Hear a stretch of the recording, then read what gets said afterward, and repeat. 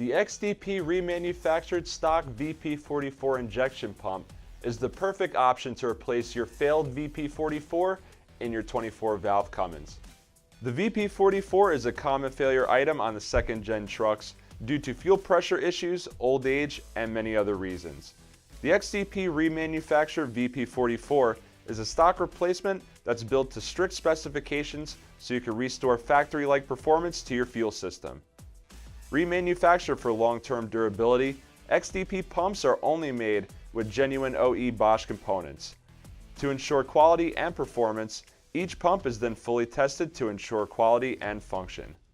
To find out more about the XDP Remanufactured stock VP44 injection pump, check out xdp.com or find a local dealer near you.